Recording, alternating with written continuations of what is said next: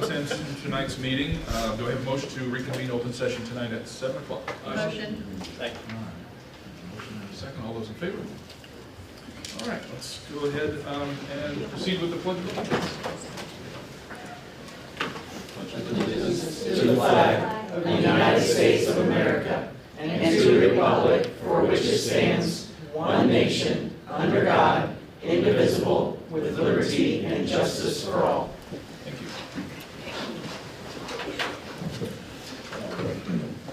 Let's move on to tonight's consent agenda. Do I have a motion to approve all items on the consent agenda as presented? Motion. Second.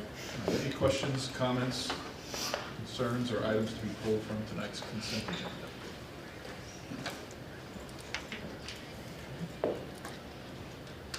Hearing none, all those in favor of approval? And none opposed? And motion carries. We'll turn it over to Dr. Isaacson for the superintendent's report. I have a couple of items. Do you have the clicker, Mr. Quinn? Yes.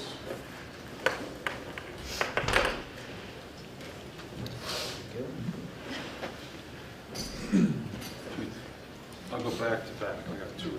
Okay, so we're going superintendent report first.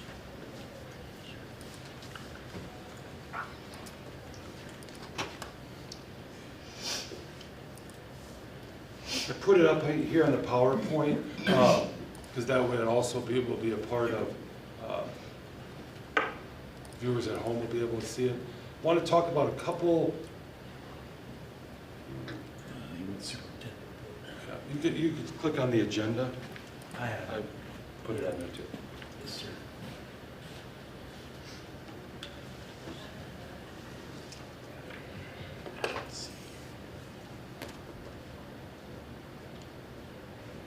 Enable editing. You may have to click enable editing. Probably.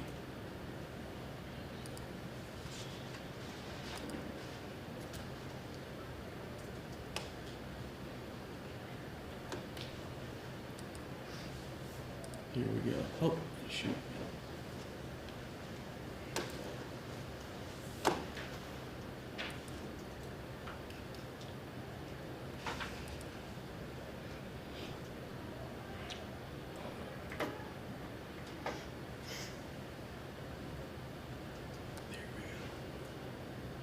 All right, perfect. There we go. This will pull this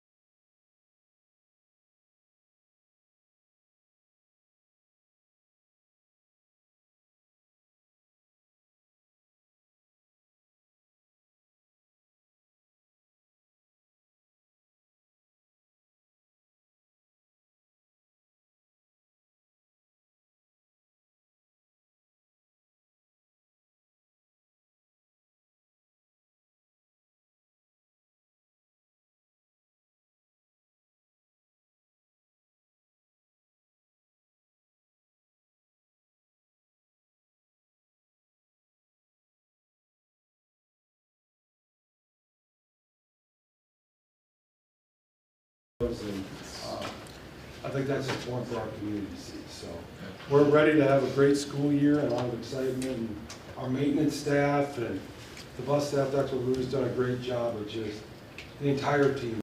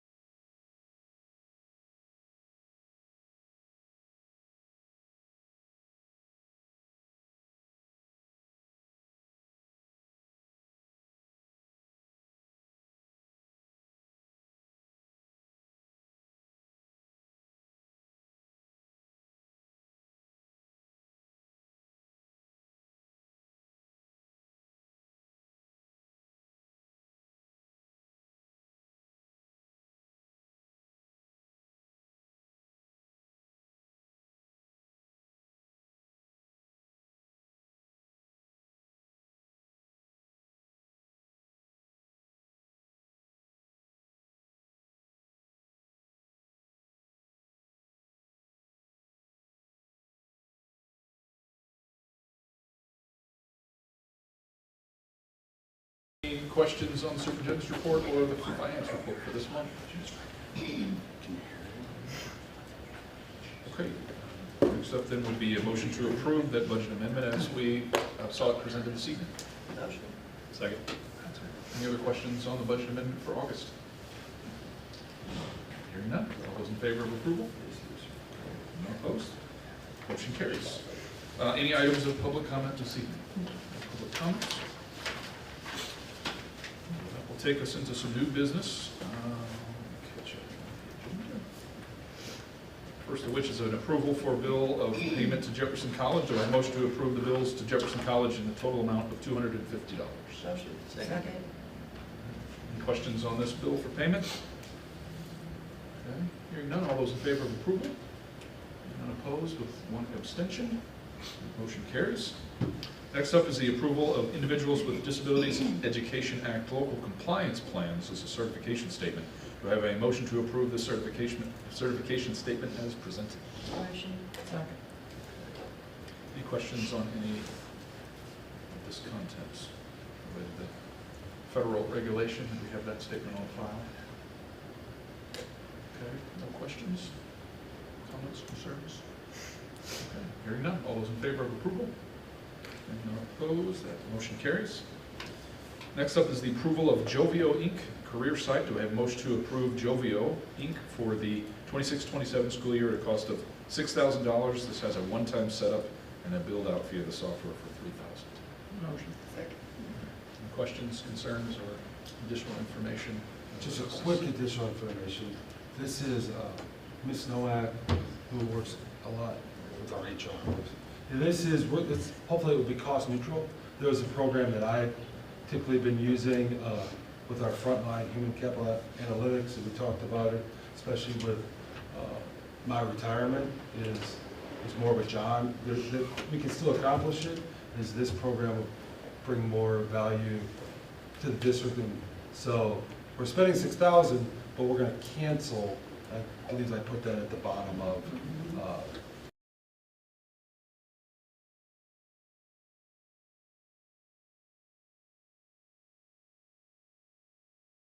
so we'll be canceling that as we kind of set something up for future. Okay. Any questions, concerns?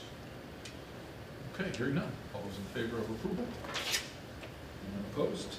Motion carries. All right, we are going to turn the floor over to our friends from our architects, Bond, Hollis, and Miller tonight for Facilities Master Planning Updated Community Engagement Summary.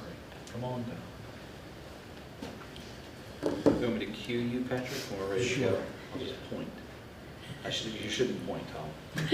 Make a motion. I apologize. Underneath. Yeah, this is a new clicker. Patrick Clean. Well, members of the board, district leadership, thank you for having us tonight. It's good to be back in front of you.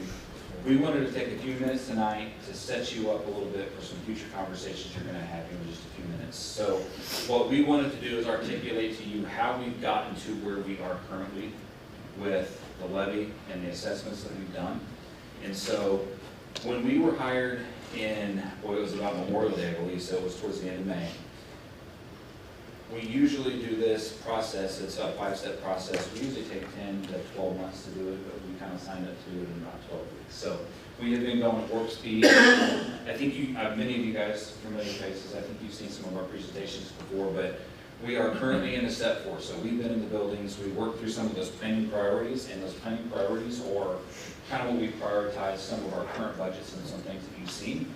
And now we're into what we call exploring the options. So this is where we start to put dollars and cents to all of those things that became clear to us were important to us as architects and engineers in order to keep your facilities in a good working condition. And then also the feedback that we heard from the 941 respondents that we had through the QR code that we put out in the nest, and then also the links that Patrick and his crew had sent out to get us results from surveys. So we had a really great turnout. Like I said, 941.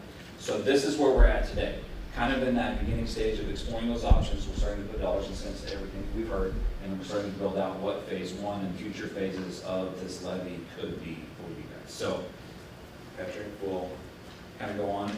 The way this works is the collecting of the data is we looked at it in 3 ways. So educational centric, so we ask questions on an educational basis, a people-centric basis, and then also directly about facilities and data. So we didn't just look at any one kind of focus for the district. We kind of took all parts and pieces and components into consideration when we asked the questions that we asked. Okay. And then, so what we did is we have a three-part survey is the way that we set it up. So one of the first questions you would answer is if you're a district employee, a parent, a community member, or another. And then you get slightly different questions based on that answer, because if you're a community member, you may not know or be as familiar with something in the schools as if you were a district employee. So we try to gear those questions more specifically to those individual groups. We did have the nest open for, it was about 3 weeks. So we said 2 is what we typically do. We left it open a little bit longer, just so we could try to capture as many responses as we could. We kind of took it to the wire. It actually closed today. So we kind of let that open for as long as we possibly could to get as much data as we could from it. So the results are going to be the overall views, right? What people thought overall holistically about the district. Views based by role, so whether you're one of those roles up there at the top, by grade level, so we can break that down for you. So if you're interested to see what the high school said versus the intermediate, the elementary, the ECC, we can provide that data to you.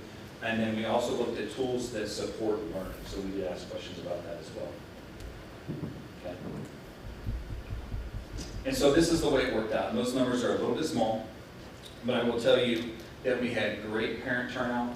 And then the ones that we were really anxious to see are down in the lower left on the responses from the community. So out of the 941 responses, we had about 222, 222 total responses as of today from community members. So, and then you can see over on the right-hand side by what school they responded. So we tracked that as well, so you guys can kind of see how that worked out. And then what we wanted to do tonight is start to help understand where some of those planning priorities came from. And so this is what we got out of the survey.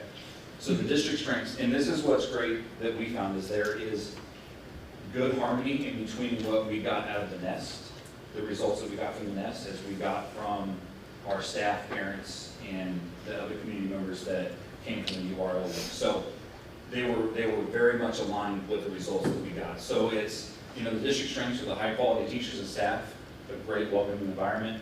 They all see that we have some athletic opportunities that we could improve upon around the district, and then a variety of courses and programs that you offer. Okay. Specifically talking about parents and staff, they love that welcoming environment, the high quality teachers, their kiddos experience every day, and then a variety of courses and then the career opportunities that you guys provide for the CTE. Now, this is where it gets to where we start to tie into the data that you're going to see. So these are things that we saw and resonated with us as we went through the surveys. These are the district opportunities. So where people think there could be some improvements. So that's safety and security, the overall quality of the facilities, our student to teacher ratio, and then in the community members, their number one thing was that student mental health. Okay. So then what we want to do is dig into where are they with the information that they're seeing from us as they come to the community forums that we've had and the data that they've seen thus far, kind of where we're starting to go. Will you support this? And so, as you can see, the district employees are all about it, right? They're 60+%. That likely to support over there is almost 30. So we're doing really great with the things that we're talking about, the data that we've talked to the teachers, the staff, those that participated in some of the efforts thus far. They're all behind what we're going towards here. When it comes to the parents, very much the same. We have 33% that are likely to support, 28 or 26% that are in full support, and then we have that big chunk that's undecided. And I'll tell you now that the groups that we're going to work on now, from now until ballot day, are those groups that are in the orange, those ones that are slightly undecided. What can we do to make them flip their votes from one way to another and make sure that they support us? Okay.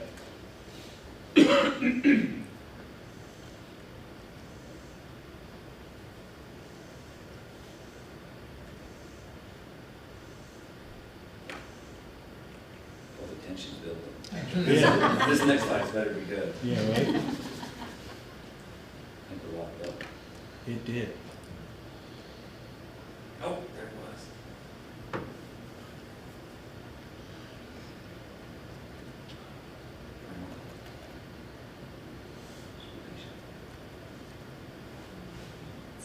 So the next slide, what we'll see is what we did was we You want me to go combined. forward?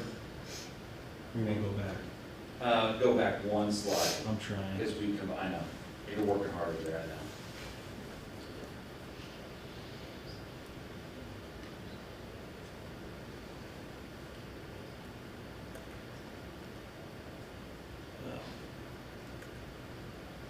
I don't know why I will go back.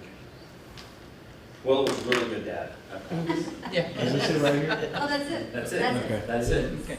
So what we wanted to do is combine those that are truly engaged, those students, the parents, and the district employees into one graph for you. So you can really see here that black or dark brown piece on the lower right-hand side.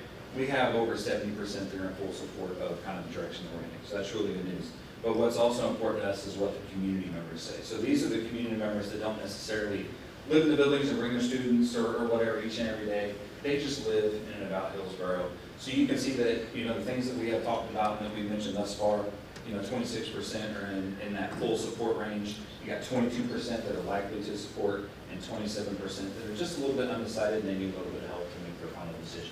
So you can see that we've got really good support. I think we've communicated really well thus far. We still have a lot of work to do, but you can kind of see that the direction that we're moving seems to be the right one. Okay. And then the last question that we asked, and you're the last slide here. So the last thing that we wanted to make sure that we were doing is figuring out exactly what they were in support of. So that was one of the questions that we asked. So you can see on the far left, and we'll just go left to right. The highest priority was safety and security. Okay. The second one was fine arts and performing arts facilities and some technology, indoor and outdoor athletic facilities, and then the next highest was learning environments. So what we have crafted thus far, and you guys will see a little bit later tonight, is we've started to put a list together. That's how we built the priorities to what you're going to see tonight based on what we think phase one could look like, right? So we still have time to move things around a little bit within that, but we really tried to focus heavily on that safety and security, the fine arts and performing arts, indoor and outdoor athletics, and those learning environments. So you guys will see that with some of the information that you'll see. So with that, that's kind of what we wanted to bring to you tonight in terms of how we got to where we are, the data that we used. So it was not siloed, it was a very holistic approach, and you guys had great turnout for your community. 941 is a really good number. So you guys should be proud of the support that Yeah, that was my you got. question for you, 941 total responses. What do you typically see if there's an average number that kind of goes along with this kind of work? For a district this size, sometimes we'll get 200 or 300. Yeah, Yeah, it's pretty low. good. Yeah, it's usually those staunch supporters that are going to take the survey and take the time. You guys had a lot of community members, a lot of parents, a lot of district staff that did take the time to complete the survey, which really helps us make better informed decisions. You're only as good as the data that you have, right? Yep. So good in, good out, and I think we got really good in. We got a lot of different voices.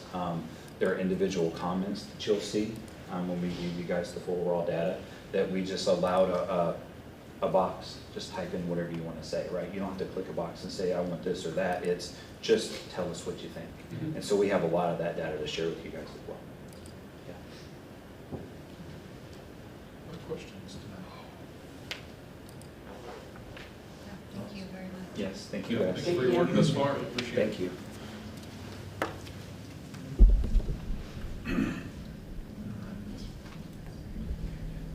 Our next item is related to the approval of the ballot resolution for November 3rd. I want to turn the floor back over to Dr. Isaacson for some presentation material before we discuss.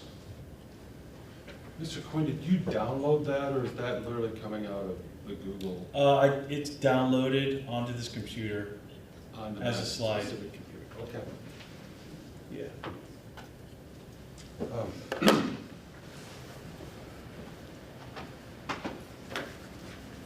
All right.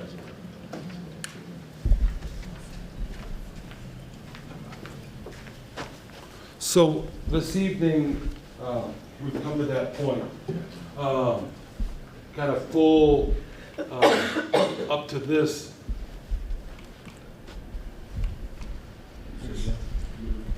All right. I can move it for you. In February, at the February 26th board meeting, when we had some community members come to the board, talk about some concerns related to facility, operational, safety, citing concerns about just the future. And asking the board to explore those and even increasing taxes, willingness to do that. We partnered with our architects who went through our buildings and continue to work through that process. And we're continuing to visit with the community. And even though with this presentation talking about, I want to reiterate, I think the audio was up even prior, please come to that community meeting. And even as we go through this process, it's also a lot of times, the things we're talking about, the community's gonna get engaged. And I really encourage the community to stay engaged, even beyond November and all those, because it's important for the leadership in the school district, for the board, to not just have that ongoing engagement. So, even though I'm gonna be presenting some ideas and things that because we have to move forward, this has to go to the county clerk, if approved by the board, no later than the 25th, which would be Tuesday.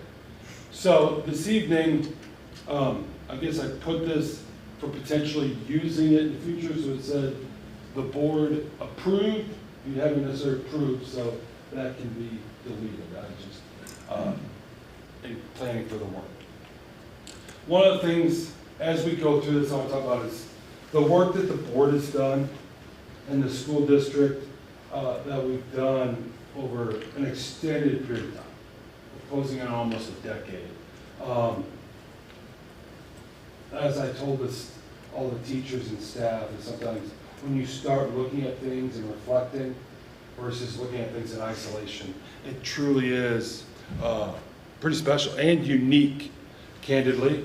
The things that we've been able to accomplish and do is being creative, and it's just, I'm proud of it as a district and excited about it. So, and I think our community has a heck of a school district, an effective school district, ran very well, ran very conservative from a fiscal standpoint, and just something to be proud of.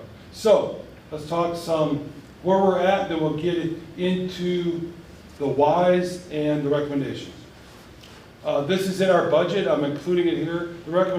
This was in the budget as we got some tighter numbers throughout the summer. Recommendations actually going to be about $3.43 on the overall tax rate. You can see the decline since 18-19 as we've paid off our debt. The debt service has went down. We haven't went back and asked for a tax increase or a no tax anything. We paid off the debt, and that money has went back to the taxpayers. And we had a pretty solid plan in doing things, and along those lines, we built reserves, etc. Our current tax rate, as I highlighted here, is lower than it actually was in 1993. As I referenced, I graduated from 1993. That's why I put that in there. But the Great Flood, and it's kind of a reference point, and that's things were a lot cheaper back then. Our tax rate was $4.75 about 11 years ago. So next.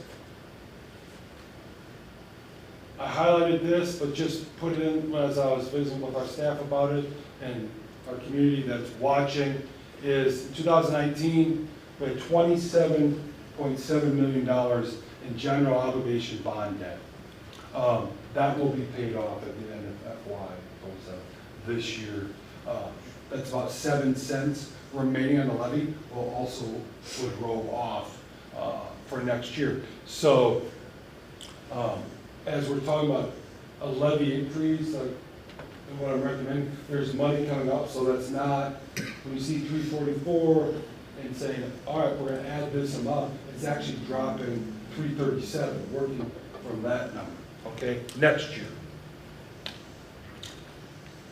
Mr. Rienauer has done an amazing job writing grants. Over the last few years, we've secured $750,000 in grants, reducing the reliance on tax dollars that allowed us to do the CTE, greenhouse, and the facts rehab, and working with Mr. Rienauer submitted the grants, but there's a lot of people that contribute to that. Dr. LaRue and Ms. Hildebrand and Ms. White and the different principals to get all that information together is collectively, this saves taxpayers a lot of dollars. Next. There, I just added this while I was sitting there. As I was sitting thinking about this, one of the things too that we talk about, and I pay attention to social media as a superintendent, and recently the local school district was talking about finances. And the thing that you see is, especially when we're talking about asking voters for taxpayer dollars, cut the administration. Cut the administration. We're over topic is one of the things when I 2018, in that time became superintendent. Is central office, that's what this is. This sheet right here is from the annual Secretary of the Board report. ASBR from DESI. This gets sent to the state of Missouri. This is a legal document on their state website, but we get it where it's broke down, right? So this is John Isaacson, the superintendent. This is our legal document. Is 2018 salaries for executive administrative services, $1.5 million. $426,000 employee benefits, insurance. In 2025, our central office spent $739,000 in salaries, $194,000 in benefits. Approximately half of what they were in 2018. And I just point that out as far as that's important. Our state average is one administrator for every 156 students. In Hillsboro, we have one administrator for every 186. So 30 more students per administrator. And that's not to say that we can't, as enrollment goes down, continue to look to be efficient. My point to adding this is, I can tell you from John Isaacson's perspective, so as we become more efficient, and I started this role as HR, and I remember 2016 as enrollment, I went and asked to reduce 2 first grade teachers.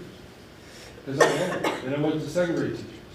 And if we're gonna talk about class size, and the class size stayed the same, but I knew that if I had to go talk to teachers and you were talking about classes, we started at central office. It kind of started. I didn't replace the assistant superintendent position of HR, which I'd served.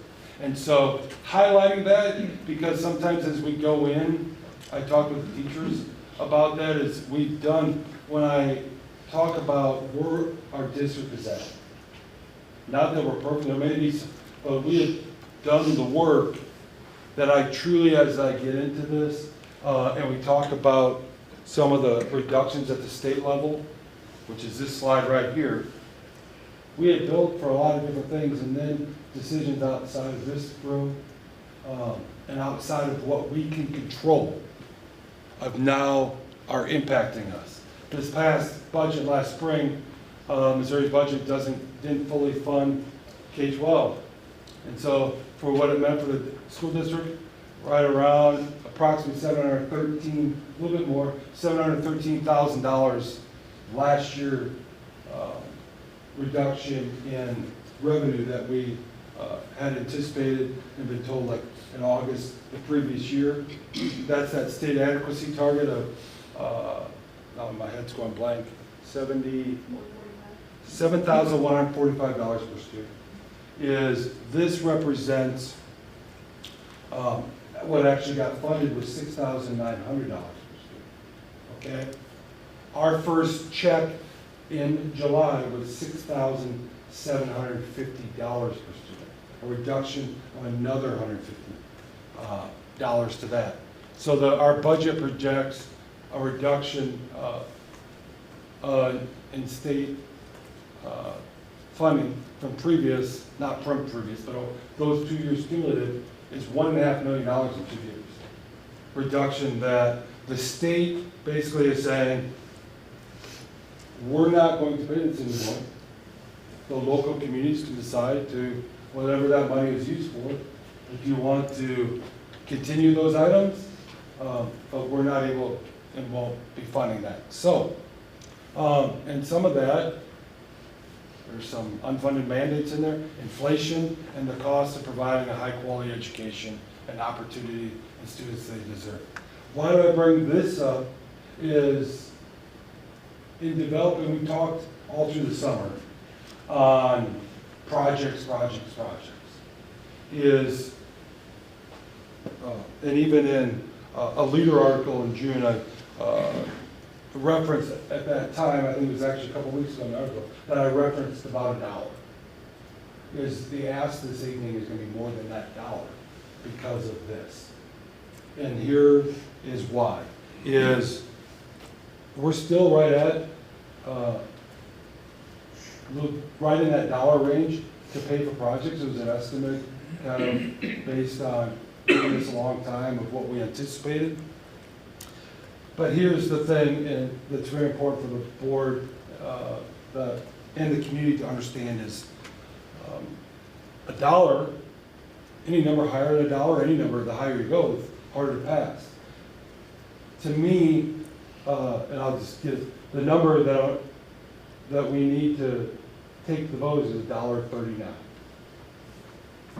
And here's the why, is as we talk about these projects, if we ask the community, hey, I need you to approve $1, and we build these projects, and it passes in November, the trust of our community is way too precious to have these, we lost this state funding on $1.5 million, to then, and our reserves are going down a little bit this year. That has to be plugged, is to then be like, well, we're having to cut this program. And as a parent in the district, I voted yes for a safe thing. 2 months later, you're cutting my daughter's program or my son's this, or you're having your class size. That's going to damage trust. And the long-term cost of that has to be, we have this number, candidly, I've stressed significantly on just getting the right number to take care of our students in addition to the projects. And so,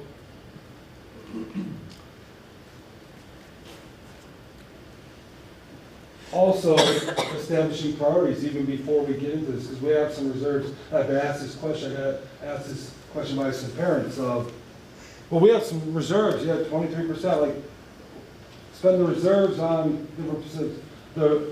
That can't happen. Candidly, we put $200 million down on the HVAC project in order to save taxpayer dollars on interest. That investment, and then we did the transfer in the capital of about $1.9 million, which on our reserves, I'm going to ballpark, is 6%. That approximate what? Okay. That's what I was said, about 6%. Right? So that money of our reserves and doing facility projects, the board can't spend any more of that money. The money in our reserves has to focus on the reason that we're here, protecting that the reason we're here, which is educating kids, and that means investing in the people that teach our kids. Classroom salaries, the nearly 400 employees that we have here, those reserves is, we have to protect that to ensure that we have the very best teachers in front of our children. That are decorating the classrooms like I just showed earlier and doing all of that is ensure that that board has to maintain salaries and all those different items. Priority number one. Secondly, is when your children are here in our district, commit to have a great teacher in front of them, and as we've committed to the safety and security and our officers and the systems that we put in place, the board's made a heck of an investment in that. When you talk about the weapons detection systems, metal detectors, and then the staffing for that, it's money well spent. But those two things, as a parent, when they send their children, our commitment, there's a lot of different things, but the primary one is to have a great teacher, teaching reading, writing, arithmetic, and that they feel safe when they send their kids to school. Everything other than that, in my mind, is then it starts opening up the discussion for like, what do we want our school to look like? So we have a commitment. These are the non-negotiables that we spend our money on, those reserves. Next. So through this process, and I very clearly, I know it's in small writing, but I want to be very clear. These are illustrative drawings, kind of the idea of brainstorming drawings. So if you're watching this in video later, you're like, well, hey, my thing, they're going to put This is completely illustrative as we're brainstorming to then identify where different things would be going. So we literally, not all of this, because there's a bunch of playground stuff. This needs to be addressed right here behind the primary. It's grass. It needs to have a surface that when it rains doesn't force the kids to go out here, right? On blacktop out in the middle of the parking lot, the cars going. So again, not all inclusive, running through this. There, Mr. Quinn, you go. Each building has identified things. Again, the elementary playground needs some addressing. Cafeteria on the elementary. And then the intermediate. The gym down on the south end of this. Over here, I know there's we need to address some ADA issues on the old football field to provide access. Junior high, some restrooms, some fine arts in the band room, storage items, cafeteria, farm area for classrooms, a welding shop, which is currently behind my office there, but the wood shop and expanding, that is such a growing program and a need, and identified as a strength of our district. And some rehabilitation of the classrooms. Candidly, if you see this green here, I'm going to say it publicly because I actually asked the architects before the meeting, I go, you're not touching the barn. And they're like, we're going to put restrooms in the barn, in the classroom area. So that's nothing in front of they've assured me, nothing in front of the barn. So if you look at that, somebody sees something, they'll have the same reaction I did. Next, Mr. Quinn. So, now we're getting into the meat of it. The approval tonight will be for Proposition H and focusing on the priorities that have been identified as top priorities by our community through that interactive process, and we agree administratively and our teachers, is we need to get a secure entrance at Hillsboro High School. The weapons detection system is a huge upgrade. Having an SSO is a huge upgrade. But that high school was built in 2000 and designed, candidly, we're probably too far along. Columbine's 1999-ish. I remember that was like the first couple of years of teaching. And we built a high school, you could walk right into everything. The timing of that, it looks pretty, but we need to address that. That's our most vulnerable building. Increasing campus security with security cameras in the building, high definition. We do have some integrated cameras that, quite frankly, it's hard to see them. We've updated a couple of our buildings, but we need to address that with cameras. And then secure access control doors with the key card. Is doing HR for a long time, like you have employees that leave the district and, do they have a master key, chasing them down, and all of those different items is when you have, even as an employee, so we have our alarm code at central office, so if Dr. Isaacson comes and goes, but a key card, and John was there at 2:30 on Saturday. Aside from during the day, but also just big time security. Traffic and transit. If you've driven through our campus in the morning, and this is a big one. We're going to be doing the project this upcoming year in summer, working with the city on Leon Hall. But we need to put a road that goes around by the primary for our early childhood pick up and drop off. And then putting in some roads that, like around by the high school, and access for some of our older,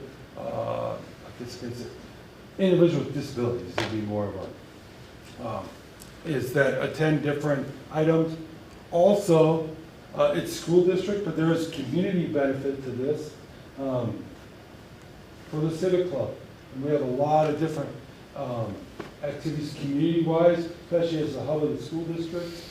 They use our things, not that we're doing things for that, but they would. When I was thinking about benefits, it's like the high school lot gets used during the fair versus walking through our playgrounds. There'd be a road and sidewalk, more of an easy access. But the bigger thing out of all of that is student safety related drop-off, pickups and egresses, which this in turn here, potentially helping us eliminate the need to go through Hawk Point subdivision. Next.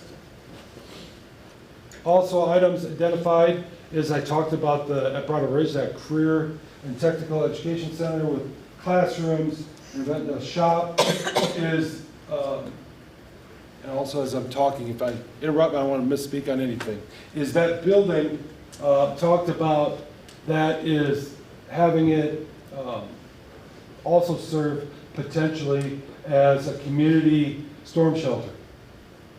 We don't have anything like that. We're not going to declare it officially like it's Hillsboro Community Shelter, because then it becomes like you gotta have all Hillsboro, but provide that building, we using that where there's portions of it, we don't have students there all the time. As we do a lot of work with Chief Gaudet and Hillsboro Fire Protection, where we open this building up on different storms, but this building isn't necessarily weatherproof, but have something not only for our students, but it's near the fire department. I visited with Chief Gaudet about that. Easily accessed for the community on a storm shelter. And then part of phase one, eventually, as our district grows, is there's been mentioned we'll need a fine arts building.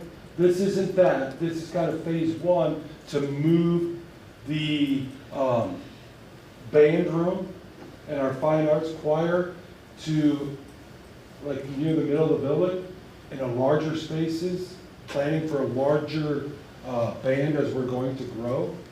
And that's, by having that in there now, it saves taxpayer dollars and lays kind of the phase two, it reduces the cost of a fine arts building. That opens up that area to then bring in the restroom room project. When we talk about the shop going to the farm, where the kids are doing all that work in the career and technical education center, that allows us to use the current wood shop, if you're familiar with our high school, it's got the garage on the end, to that be the weight room facility, allows us to put a wrestling room in the current band room, and reuse those facilities as a phase one. So it's a lot of different items there. The other big items, because we wanted to address each of our buildings, there's needs and all, is district-wide playground safety upgrades. The intermediate has the new playground, but upgrading some moderate impact surfacing, that's a fancy word for like something soft when it could fall, right? And that could be like behind the primary, artificial turf, so it looks like grass, but kids can play in there. And when we talked about when it's raining, so the teachers can go out there versus out on the old bus lot and asphalt, which is a huge safety and security issue, being out there, because people drive through, and we put cones, but we just need to upgrade that. And so athletic facilities and community access, strategic improvements to our athletic facilities, including the baseball field, we talked about that. The stadium is, our turf there is getting 2018, 17 it went in. We're creeping up on 10 years old. It's life use. And then improving with some bleachers on the south side of that, which we've had a concrete pad since for 20 years. And it's just, we've had some big gains here and big competition. We also had district track and all of that, our stadium, because we have a beautiful facility, but we don't have a whole lot of seating, and it's really not good as far as ADA. It's a long walk for a handicapped individual to go all the way, especially even using the restroom. And so addressing that. And then these are, even on surveys, no community members like, get a new HVAC on top of a roof, I can't see. But as you can, these are important that we keep up with as a school district. There's going to be some timing to it, but you know, it was $8.5 million to do the high school. You know, those are big projects that, because it hit this year, I talked about earlier about our reserve, $2.5 million down in state taxpayers' interest. If we wouldn't have had to put that down, it just would have cost more interest, cost taxpayers more dollars, is by doing these things now, we actually can save some money for tax dollars. So, the architectural team put a list, and we discussed phase one, because anything we talked about in phase one, they did a great job of working with us and the team, is if we're gonna ask taxpayers, we have to deliver, right? When we say we're going to do something. So the classroom edition, these are estimates. We haven't went out for bids, but best estimates of costs to develop. And the thing is, the way we're setting this up is a project comes in cheaper. That's, all right, what can we use that on the next project? What can we use that in the next project? And so a stepped in phase, these also, because I talked about August 27th. Please come to that meeting, because we're developing phases and priorities. This is kind of talking what we know now, but there is, when we talk about the communities established, okay, if we, in future years, not on this evening, future years, which one are we doing first? That still needs to be, the decisions like that need to be worked out and discussed. So, using all of this, the cost of waiting, as we kind of looked at things, costs aren't going to go down, delaying on our projects. Things are getting older and it's going to be more expensive. And these are it's the lowest prices it's going to be now.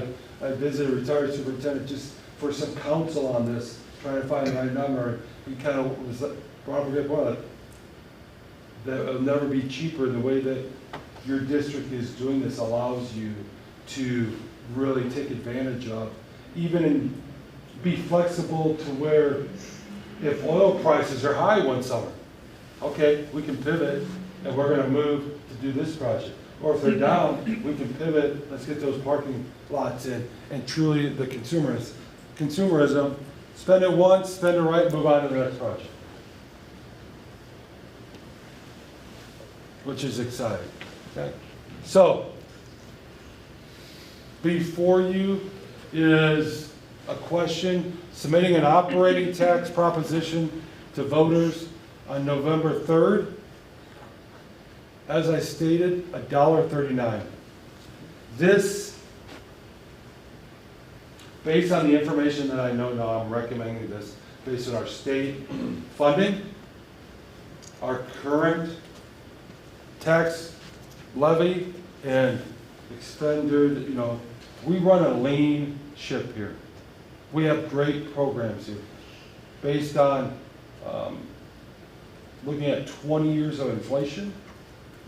I went back 20 years, looked at like, okay, how are things going to grow? What is that, so that if we vote this and it's approved, that barring things we don't know about that haven't been in place yet, there's some outside of this control that based on Hillsboro's assessed valuation, where we're at, the facility needs, the state funding, and how that looks, and is currently using our current, what we did not get from the state. This is levy built in to replace that.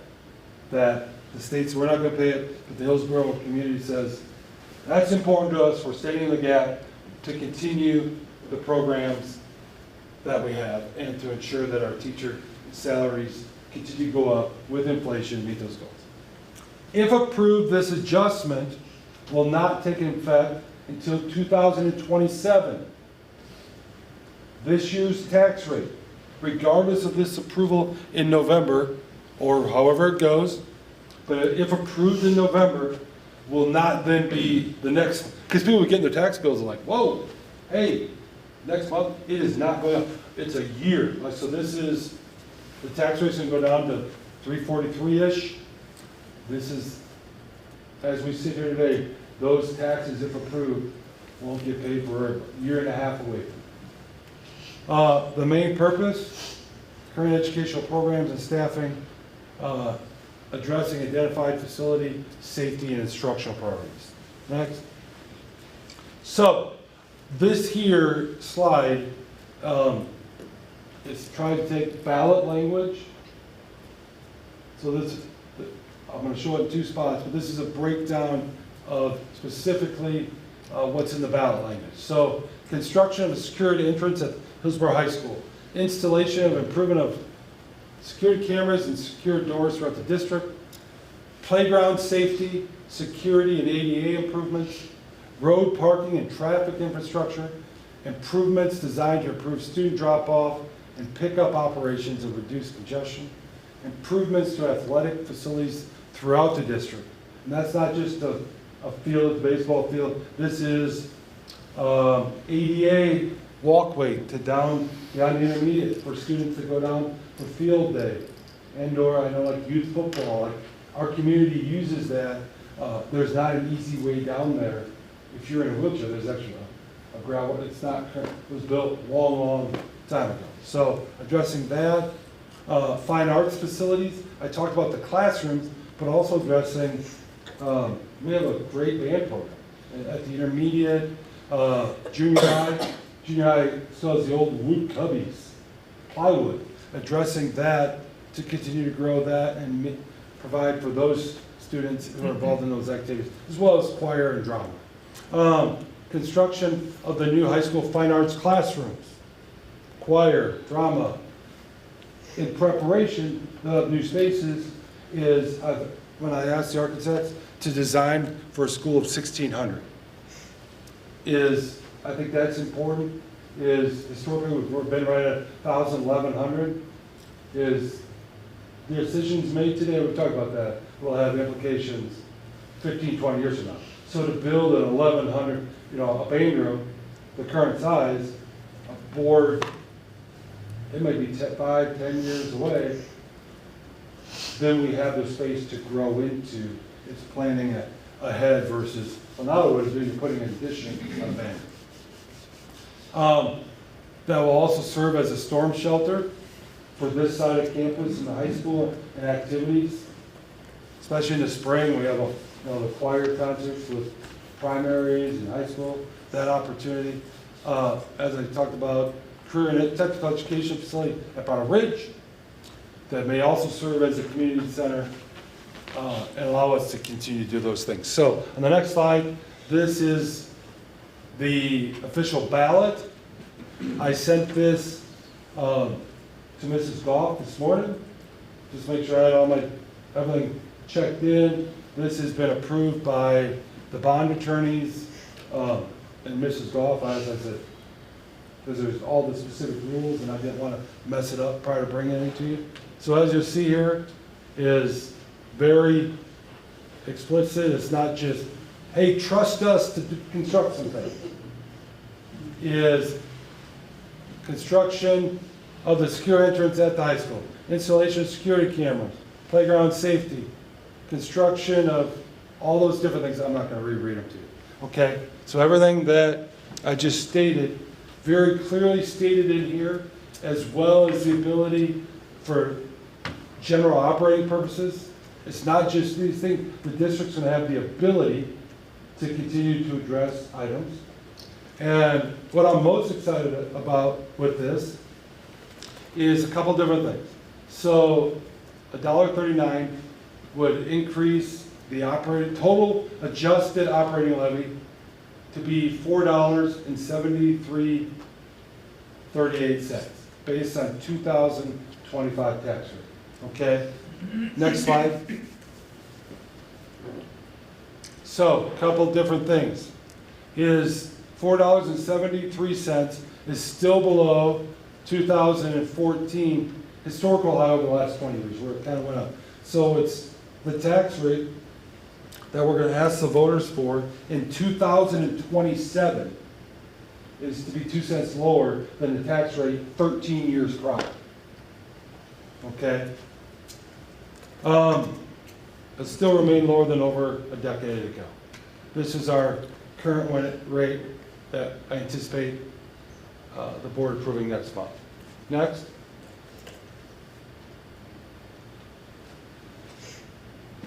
Aligning to me, this is one of the most important slides of it, because it kind of brings it all together, is aligning the community's vision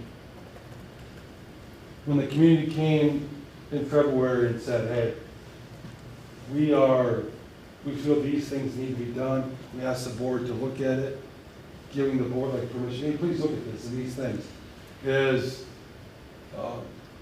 it's recognizing in this, all this works together, right? Is over the last 8 years, conservative financial stewardship, eliminating the general obligation debt, the grant funding, efficiency throughout the district at all levels, okay? Next, brings in, okay, our community says, hey, we need to have safety, security, all the different things, right? Community priorities. But this ask also, the way we're asking with an operating tax levy, is there's taxpayer projections. Our entire levy will be subject to the Hancock amendment.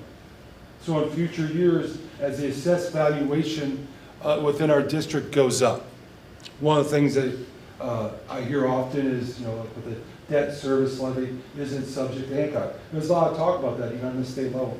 Our entire levy will be subject to the Hancock, which means that it will decrease as property values rise. So that 473 is the highest that it'll ever be. And from the point that it's approved, it will either go down slowly or the board will have the ability, to even do a further reduction as representatives of the community based on needs and time and different things. That was my big fear. I go back to one is getting the right number. But I knew that with the board and our track record we've reduced the tax levy 6 consecutive years.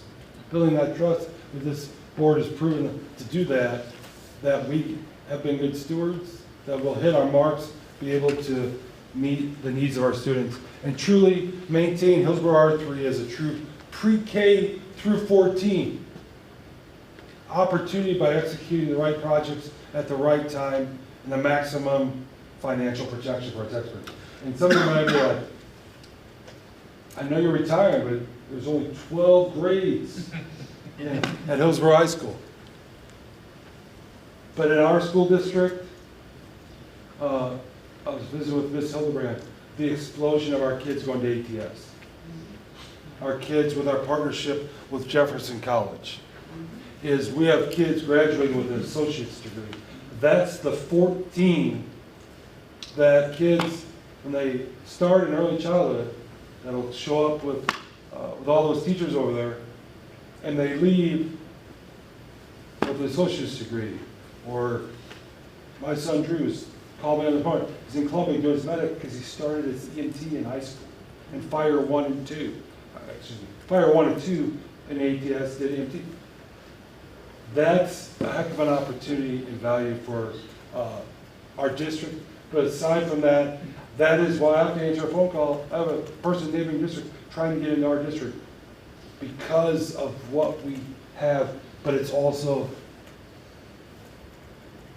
it's vital. We aren't going to be able to sustain what we've been doing. It's not like, I'm not big on the threat, that's not, but it's being mindful. We have our reserves, I went through that, we're going to project into 23, but long term and even the short term, like $1.39 is the number that needs to address, will address the facility and protect what we have and what we've built as a school district. And so that is, you go one more slide.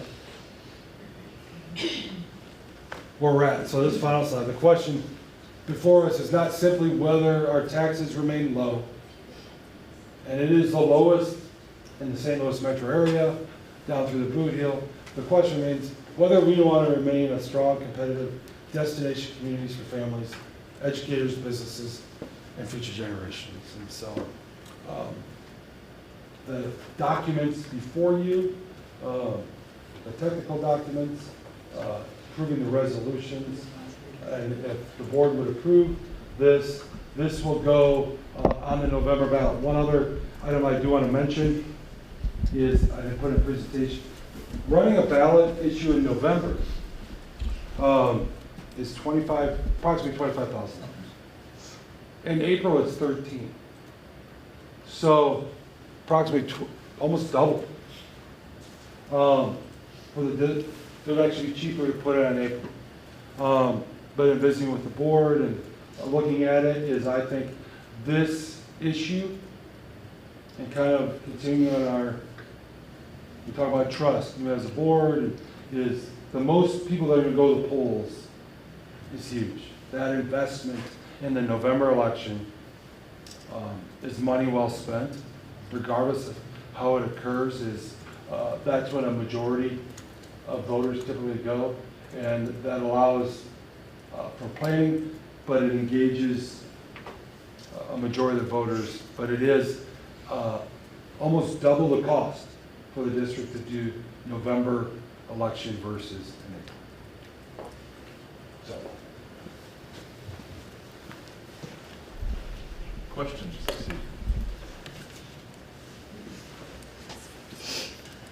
John, Dr. Ryan, you touched on, sitting thinking about this, and I mean, I've been on this board for, the last 11 years, I guess, and seeing what, we've been able to do, like you mentioned earlier, working lean, but one of the arguments that you may see sometimes or hear sometimes, when districts are, anybody's asking for a tax increase is, live within your means.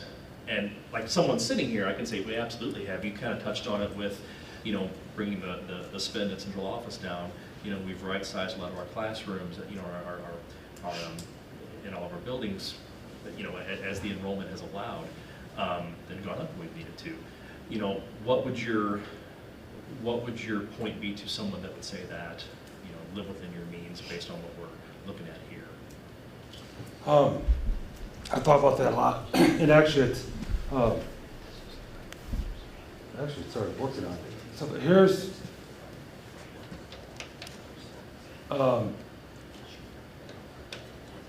the issue that we're at, and we will live within our means, regardless of what would transpire, right?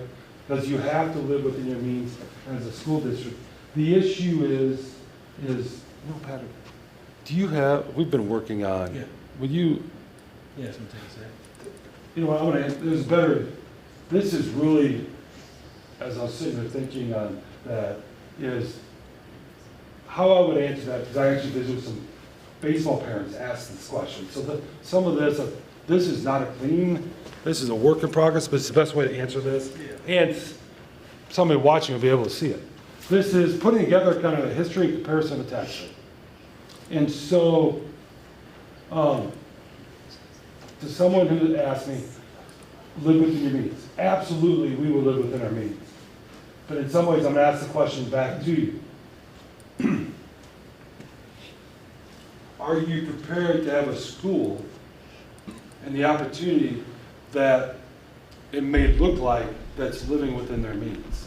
Because we operate, and when our means is, I kind of talk about this is a historical tax rate. It's probably not that one, is here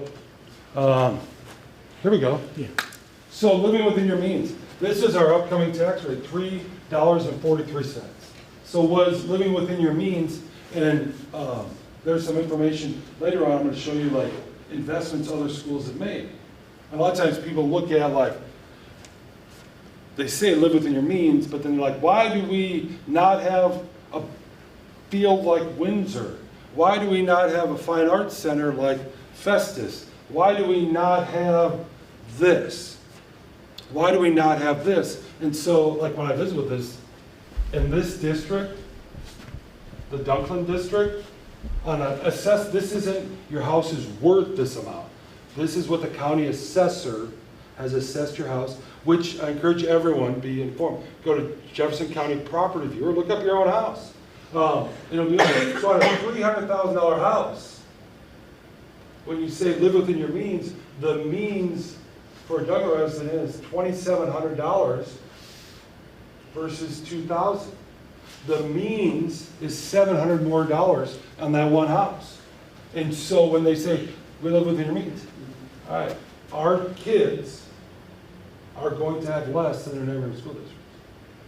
It's our, wherever, when you even like a $500,000 house, it's $1,100 difference.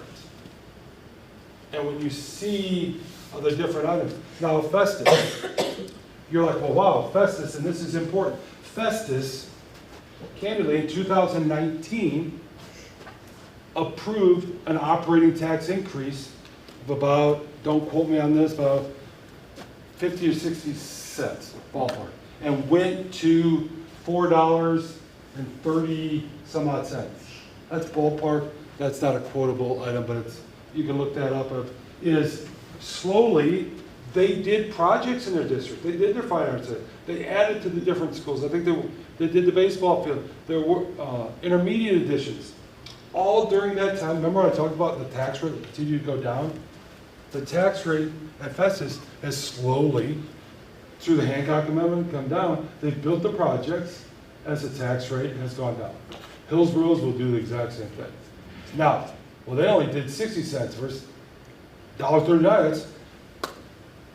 There's a lot different environment, state funding playing into it, and the scope of the cost of waiting, right? They talked about the cost of waiting. 2019, we're almost 10 years later, construction costs, and there was a global pandemic in between, right? Inflation. So, going to this kind of plays into the next slide. Now you got me on a tangent, right? Because here's the thing, I talked about all of St. Louis, this is kind of the regional going through. So when you look at Duncan, Scott County Central, and some of these are close, like journey of Sykeston, 429, Cape, Fredericktown, and I kind of reference here is Hillsboro's tax rate this upcoming year. These are the schools below us. Woodland, Meadow Heights, Potosi, Perry County, I do believe they passed something that actually jumped up. They passed that. St. Genevieve, as I talked about, has the $3.40 because of the. If you take that, so we talk about living within your means, and some of that, there's assessed valuation tied to that too, right? So we have a fairly, overall home values, our assessments don't always match that. That goes to the next thing, because I'd actually that's a question I get asked all the time, is this right here. The same analogy, like living within your means. We absolutely will. But when you have a $3.43 tax levy, and I'm trying to create, school finance gets somewhat complicated, right? So if you can indulge me a little AI, I do apologize for, that's not really Hillsboro School District, but I was visiting with some teachers about it, and actually was visiting the office with the secretary about it today, and they're like, what does that mean? Walk that through the levy. What's the thing is why it's important is, let's take the tax rate like at Dover, $4.87. Let's pretend that's $48,700. All right, Mr. Stevenson, you have $48,700. I'm going to be Hillsboro. Next year, I'm going to have $34,300, and we're going to go shopping for a car. We're going to go over to St. Paul. The salesman is going to show us two different cars. He's not going to walk me to the $48,000 car. And I'm like, well, I only got $34,000. He's like, well, let me walk you back over here. Right? You're going to get what you pay for, and there's going to be, you can mess with the options, but you're going to get the high mileage. It's going to look different. A house is going to look different. Take it to a $480,000 house, and this is no different. And so what are we able to provide? And the thing that scares me is the state's taking it worse, is if we don't have historically, things are like cyclical. 10 years ago, Prop C funding, when I first started at Hillsboro, 2008 boom recession. When you do things lean and fiscally, is in a lot of ways like, I wish we had some fat to address that didn't impact kids. Because the thing is, kids will be impacted. The programs that we put in place are going to be impacted shorter than, and there's been, we've talked about that in the articles in the paper. Now, one of the things too is, all right, are all the other schools talking about this? They will be, this conversation. We're talking about tonight because we're talking about projects. When I talk about trust in the community, we have to talk about it. Because we can't be like, let's do the projects here in November, we're gonna come back in April and do whatever the state funding thing is, right? That's gonna be a disconnect with our people. So, that's where we can live within our means. What kind of car do you want to drive? And this is your school. This is the opportunities when we talk about K-14 is it the ATS program? Is it kids being able to be, you do a little bit of that? It's the early childhood program. You dial that back. Is it the ag program? Is it sports? Because the thing is, it's not going to be safety and security, and it's not going to be the teachers in the classroom and paying. So when you say that person that asked me, you live within your means. We absolutely will. My fear is, do you want to send your child to the school that looks like these means provide? And that's not trying to be disparaging. And we love our taxpayers.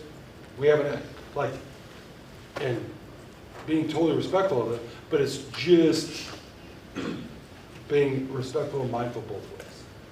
Does that answer your question? So, I think,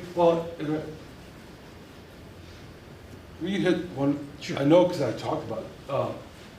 Here's the thing, to those parents, because this is when we talk about why we're asking today. This actually came up from visit. This part of this, I was actually visiting with some of our labor leaders. I was at the labor club meeting a year ago. Over the last 5 years, FES is 48, and maybe more now, the $48 million in county school construction. All right. Fox, 40 million. This was not necessarily accurate, but this was accurate in the last 24 months, okay? But you can see over the last 5 years, when people ask, well, why do they have this? Because they'd had tax levy increases, construction projects, all funded through bonds or levy decisions, of which we haven't asked. We're coming to ask now, but that's why they've added on to their house, I guess per se, is we haven't. We haven't remodeled, but we're in a position to do so now, and to do so in a cost-effective way, save taxpayer dollars to also, we're not taking a bond and start paying interest right away. We're going to be able to get the money, is working with the architects to be drawing it. That's going to be earning interest. Oh wow, and when we're talking about in school finance, $1 million makes a lot of interest. That may pay for a parking lot striping off the interest versus taxpayer dollars. And that's, same rule applies there as if you're using interest to work for you instead of paying on it. So that's the why. So that's kind of example there, but this is obviously not cleaned up, but I think it illustrates it because I was visiting with those parents about it, kind of putting things together. Because I know people ask that question. So, any other questions? Other questions? The $4.73, if that new rate is approved, do you know how that will impact our rate when compared to the other regional schools? You had kind of the current state of things on the previous slide. So if you go back 3 slides, this can be ballpark. Yeah, so right here? No. Well, yeah, technically you can go here. So again, this is going to be an approximate. based on their assessed valuations. This is 25-ish data, because there's Hancock Amendment and there are things, so there may be subtle movement. It's not like somebody, North County High School is like, is going to jump to 3 point. So there will be still below Windsor, Sunrise, Dunklin in the county, Crystal City at 466. If you go back one more, Mr. Quinn, countywide, it would be right in here. Yeah, no, I mean, my own concern in asking that was that it would jump us all the way up to the top, and we'd be in leaps and bounds above with what the Hancock Amendment might do. Yes. And here's the thing, with the Hancock Amendment, is we're gonna be growing in this area. I do anticipate, like, we're going up there doing the projects, phase 1, and it's gonna immediately start, not immediately, I mean, 2028, there'll be adjustment 2028, it would not surprise me. With, in 2009, 29, a reassessment is, then, again, that's the ceiling, and the board, it has the ability to move it down, but the Hancock was so similar when I referenced Festus, right? In 2019, they passed it, 2027, so 8 years, 9 years, it's dropped to 30 cents, so that kind of shows, that's what I see. A lot of information. Yeah, other questions from the group tonight? Okay, all right, thank you for the presentation very much.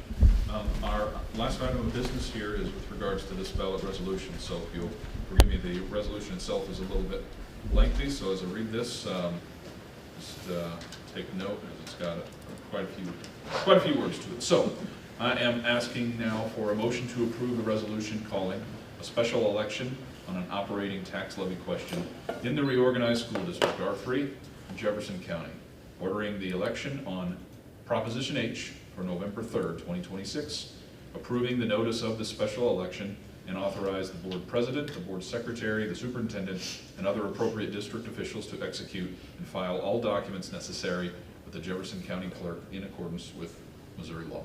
Do I have a motion? Motion. Second. All right. Floor is open for any comments, questions, or other concerns with regard to Proposition H. Done a fine job of preparing us for this potential opportunity for the district, so thank you for your leadership. Okay, hearing no questions, all those in favor of approval? Okay, and none opposed? Motion carries. All right, that brings us to the end of new business tonight. We do have a few dates on the calendar coming up. We will have our tax rate hearing ahead of our open session meeting on September the 17th. And then our MSBA fall regional meeting will be at the Rockwood School District on September the 28th. So, with that, we are at the end of tonight's agenda. Do I have a motion to adjourn tonight at 8:33? Motion. Second. All right, all those in favor? Okay, we adjourn. Thank you, everybody.